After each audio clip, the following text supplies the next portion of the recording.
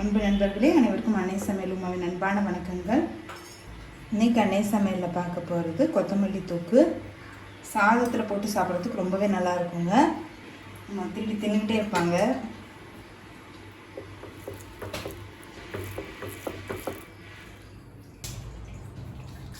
எட்டு காஞ்ச மிளகாய் சேர்த்துக்கலாம். காரத்துக்கு தகுந்த மாதிரி கம்மியாகவும் இல்லை அதிகமாகவும் போட்டுக்கோங்க. ஸ்லோலே வச்சு கலர் மாறாத மாதிரி வறுத்துக்கோங்க. கருப்பாச்சுன்னா டேஸ்ட் நல்லா இருக்காது. இப்போ இதை எடுத்து தனியாக வச்சுக்கலாம். 2 டீஸ்பூன் உளுந்து, 1/4 டீஸ்பூன் வெந்தயம் ஸ்லோலே வச்சு நல்லா வறுத்துக்கலாம்.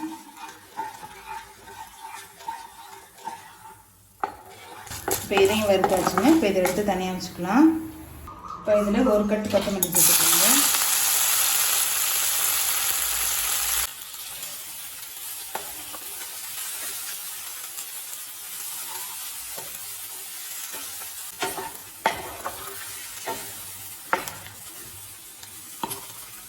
பச்சை வாசனை போக வதக்கிக்கோங்க. கொத்தமல்லியை நல்லா வதக்கியாச்சுங்க. இது கூடவே புளி சேர்த்துக்கலாம். கொஞ்சம் வெல்லம், கொஞ்சம் பெருங்காயம், தேவையான அளவு உப்பு. இது கூடவே வதக்கின மிளகாய், உளுந்து எல்லாத்தையும் சேர்த்து மிக்சியில் நைஸாக அரைச்சிக்கலாம். 1 டீஸ்பூன் கடுகு,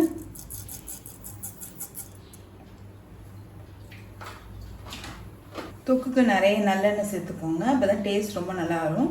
அதே மாதிரி சீக்கிரமாகவும் கெட்டு போகாது. கொஞ்சம் பெருங்காயம். இப்போ மிக்சியில் அரைச்சி வச்சுருக்கதை இதில் சேர்த்துக்கலாம்.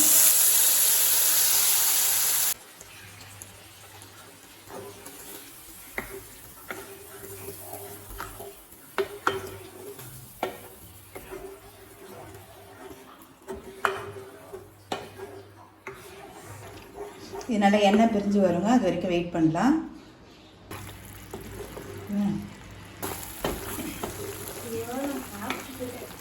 இப்போ பாருங்கள், நல்லா எண்ணெய் பிரிஞ்சு வந்துடுச்சு. கொத்தமல்லி தொக்கு ரெடி ஆகிடுச்சுங்க. நம்ம சர்வ் பண்ணிடலாம். சுவையான கொத்தமல்லி தொக்கு ரெடி ஆகிடுச்சு. ரெசிபியை ட்ரை பண்ணி பாருங்கள். கண்டிப்பாக உங்களுக்கே பிடிக்கும்.